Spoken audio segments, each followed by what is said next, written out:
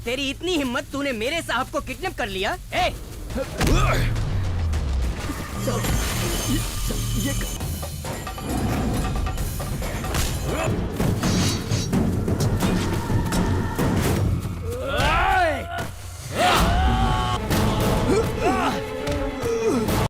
Assalamualaikum guys, oke kembali lagi bersama Draft Movie Review. Piye kabar Rek? Terima kasih buat para penonton setia Draft Movie dimanapun kalian berada. Semoga kalian semua selalu sehat ya. Kali ini Draft Movie sudah merangkum sebuah film yang berjudul Aratut. Bagaimana keseruan filmnya? Ya, perlu banyak basa-basi, ini dia alur ceritanya.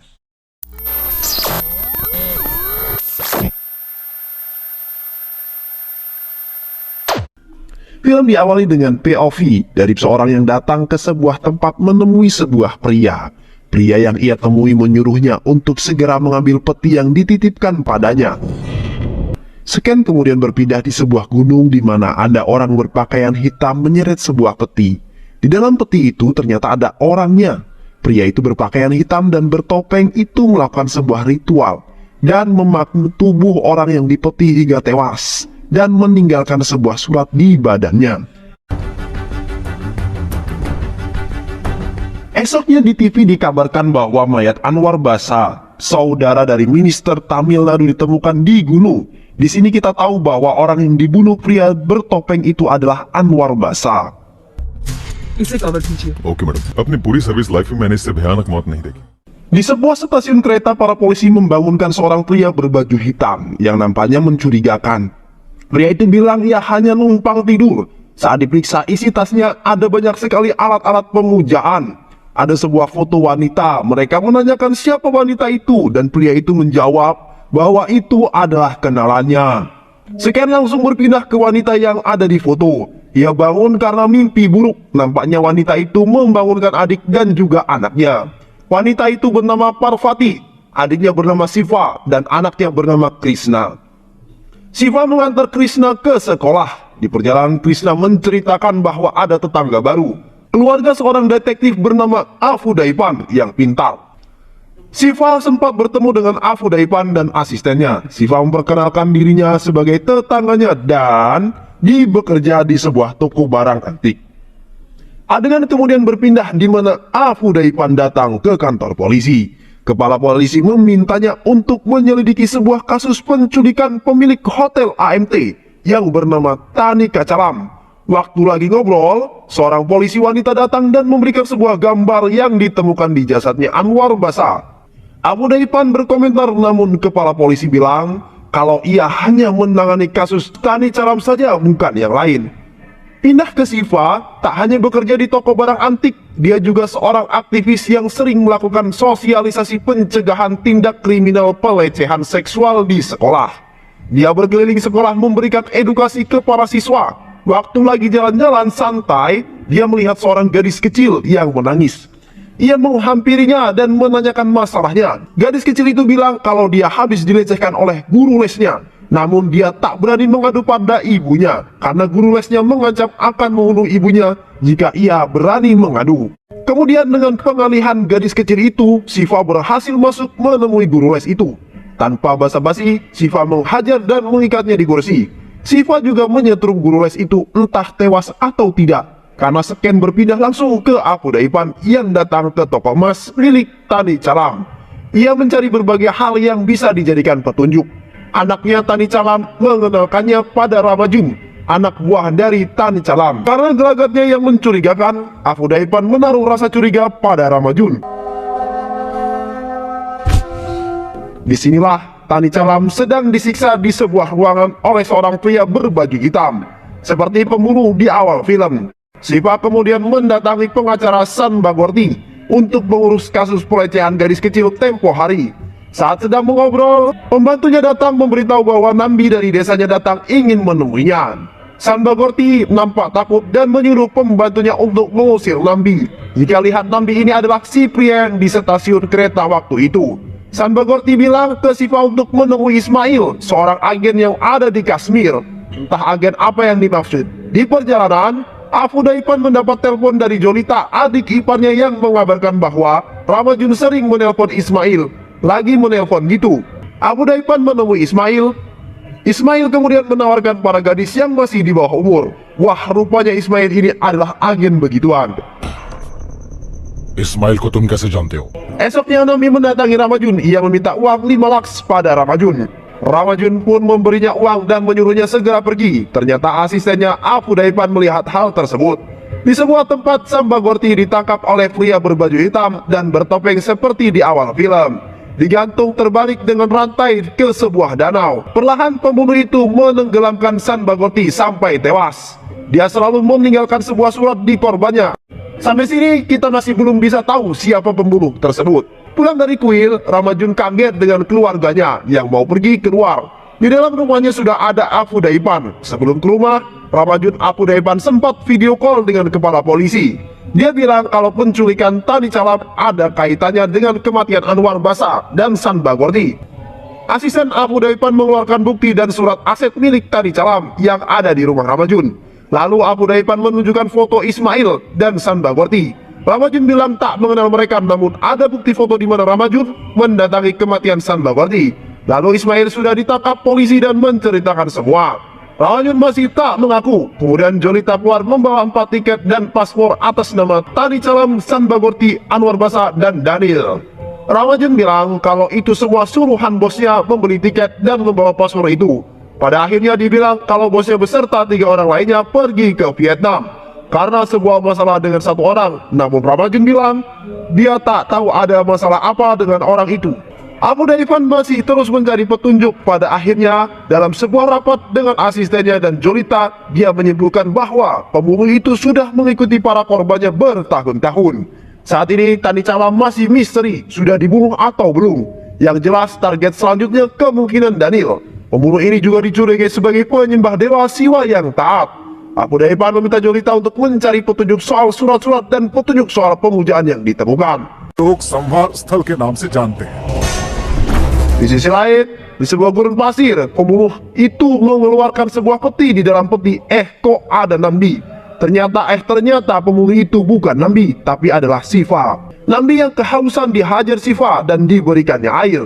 Itu ternyata bukan air tapi thinner untuk pernis kayu. Siva yang kemudian meminum pernis itu dan menyemburkannya ke Nambi dengan api yang akhirnya membakar Nambi hidup-hidup. Tak lupa Siva meninggalkan surat di dekat korbannya. Rupanya Daniel ada di Chennai. Abu Daipan menemuinya dan memperingatkan soal pembunuhan itu. Daniel bilang dia datang ke Chennai karena mendapat kabar soal kematian rekannya. Di sisi lain, Ramajun menyuruh orang untuk mengikuti Abu Daipan. Esoknya di kantor polisi, Abu Daipan dan para polisi lain menyelidiki kehilangan Daniel. Padahal Daniel baru saja bertemu dengan Abu Daipan kemarin. Saat cek di CCTV, Abu Daipan menemukan ada Siva yang keluar bersama Daniel. Abu Daipan pun mendatangi Siva. Nampaknya Siva sedang mempersiapkan pengiriman paket. Abu Daipan menanyakan soal kemarin Siva bertemu seseorang. Siva menjelaskan kalau dia kemarin bertemu dengan pengusaha real estate bernama Daniel. Ia berniat menjual tanah ke Daniel, jadi Daniel dan dirinya survei ke sebuah tempat. Jadi yang sebenarnya terjadi saat itu, Daniel pergi dengan Siva ke sebuah tempat. Daniel nampak bersemangat melihat lahan tersebut. Saat menengok ke belakang, Siva sudah hilang. Daniel mencari-cari dan dari belakang ada peti yang menabraknya. Ternyata Siva yang menendangnya. Terjadilah perkelahian yang mana Daniel kalah dan ditendang masuk ke dalam peti. Kebetulan peti yang lagi didudukin asisten Abu Daipan itu adalah berisi Daniel. Siva lalu menawarkan mereka kopi. Abu Daipan bertanya kenapa Siva gak minum juga. Pemilik toko bilang kalau Siva adalah pemuja dewa Siwa yang sangat taat. Dia sekarang sedang berpuasa.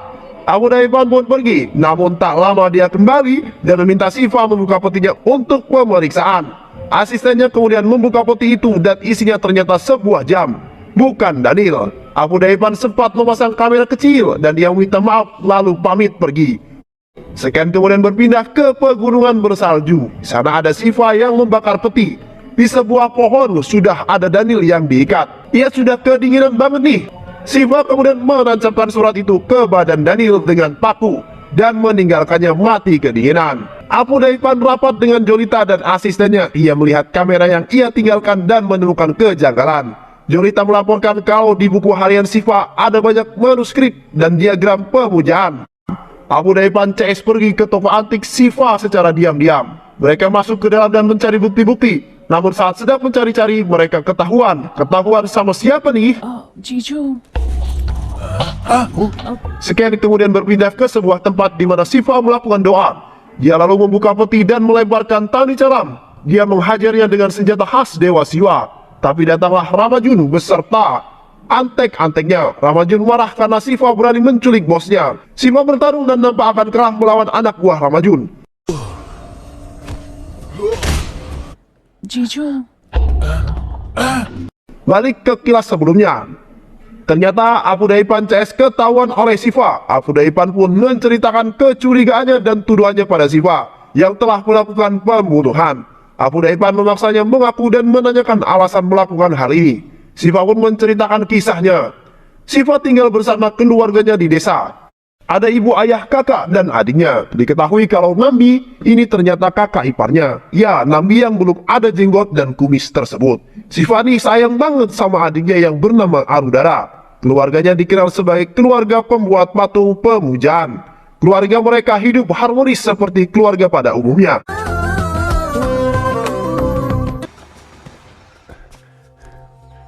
Suatu ketika, datang Tani Calam yang datang untuk memesan patung besar untuk pemujaan. Ayahnya mempercayakan pesanan itu pada Siva. Siva pun mulai berritual dan membuat desain seperti patungnya. Anehnya, Tani Calam ini sering datang dan memberikan perhiasan banyak terutama ke Arudra. Nambi ternyata diam-diam kayaknya bukan orang yang benar. Dia menggoda Arudra yang mana adik iparnya dan melakukan pelecehan berupa sentuhan dan ciuman. Arudra yang masih polos hanya mengira itu candaan. Siva sayang banget sama adiknya. Dia bahkan membuat wajah patung itu dari wajah adiknya. Nampak Arudra sedang belajar ditemani Nambi. Nambi wajahnya udah kayak gak kuat nih. Dia terus melakukan sentuhan nakal ke Arudra. Arudra polos aja nih. Kegeplah tuh si sama Siva. Siva tapi biasa aja dan bilang mau pergi. Nambi beralasan kalau dia lagi ngajarin Arudra. Nambi menemui Siva saat sedang membuat patung. Nambi bilang kalau Arudra butuh dileskan karena sebentar lagi ujian. Tapi keluarganya tidak ada yang bisa antar jemput. Nambi bilang dia yang bakal antar jemput dan dia juga sudah bayar uang pendaftaran. Ternyata ini semua akal bulus Nambi. Ya, waktu antar jemput, Arudra si Nambi melakukan aksi bejatnya. Sentuh sana sini, peluk sana sini. Arudra juga mulai merasa ini hal yang salah dan ia merasa risih. Melihat wajah resah adiknya, Siva menanyakan masalah apa yang terjadi. Tapi Arudra tak mau cerita. Arudra sendiri bingung ingin menceritakan mulai dari mana. Arudra bertanya pada ibunya soal hubungan seksual. Namun ibunya malah memukulnya. Dalam keluarganya, hal itu dianggap hal yang tabu. Suatu pagi, Arudra bersiap pergi ke upacara keagamaan. Nambi menggodanya dengan mengambil perhiasan. Nambi bilang dia yang akan memakaikannya. Waktu mau dimakaikan, Tani Calam melihatnya. Nambi panik dong. Tani Calam memukulnya dan marah-marah, lalu membawa Nambi ke mobil dan mereka pun pergi. Suatu malam, Parvati mendapat kabar buruk soal Arudra. Ia memberitahu ayah dan ibunya. Ayah dan ibunya sok parah. Arudra dibawa ke rumah sakit dalam keadaan sudah berlumuran lumpur dan tanah. Siva datang dengan panik. Ia bernyata apa yang terjadi dan Arudra menceritakan. Rupanya malam itu Nambi membawa Arudra ke Tani Calam. Di sana juga ada Daniel dan Sambagorti. Nampaknya Nambi menjual Arudra pada Tani Calam. Malam itu kejadian keji terjadi. Arudra yang masih di bawah umur diperkosa bergilir oleh Tani Calam dan juga yang lainnya. Mereka lalu mengubur Arudra yang pingsan. Saat Tani Calam menginjaknya ke dalam lumpur, Arudra masih sadar dan berteriak. Ada polisi di situ yang berpatroli. Tani Calam kabur dan polisi menemukan Arudra yang sudah dalam keadaan seperti itu. Arudra masih hidup selama 15 hari, namun akhirnya meninggal karena stres. Ayah ibunya pun ikutan bunuh diri, sementara Siva jadi stres juga. Parvati dan pamannya membawa Siva ke kuil untuk dirawat oleh pendeta. Di bawah bimbingan pendeta, itu dia melakukan balas dendamnya. अरे मंत्र झूठे हैं क्या? Siva bilang kalau di luar sana masih banyak korban pelecehan yang tak berani mengadu sama seperti adiknya. Siva ingin memperjuangkan keadilan untuk mereka, karena para predator seksual itu tak akan jera jika hanya dihukum di penjara. Begitulah kisah Siva. polisi ternyata juga sudah mendengar itu dan berada di toko. Siva pun kabur dan mengunci mereka semua. Nuk Polwan menyalahkan Abu Daipan karena tak langsung menangkap Siva. Balik ke scan di mana Siva melawan antek-antek nama Jun. Polisi beserta Abu Daipan rupanya sudah sampai di lokasi. Siva bangkit dan menghajar mereka semua hingga menyisakan Tani Calam. Ia pun menghajar Tani Calam tanpa ampun. Ia melemparnya ke kubangan lumpur sama seperti yang Arudra alami dulu. Siva menginjak Tani Calam ke dalam lumpur. Tani Calam memohon ampun, tapi tak digubrisnya. Siva menusuknya bertubi-tubi sampai Tani Calam sekarat. Dan kemudian finishing terakhir, dia menusuk leher Tani Calam disertai bayangan adiknya yang membawa Trisula Dewa Siwa. Dendamnya pun terbalaskan sudah. Tani Calam tewas mengeraskan dan Siva membakarnya. Film pun selesai. Terima kasih udah nonton video ini sampai akhir. Semoga kalian semua terhibur. Jangan lupa subscribe, like, comment, and share ya. Pisang habis dimakan kunti. Kunti dilepas banyak maunya. Salam undur diri dari Draft Movie. Dan terima kasih buat penonton semuanya. Draft Movie pamit. Sehat selalu. Wassalamualaikum warahmatullahi wabarakatuh.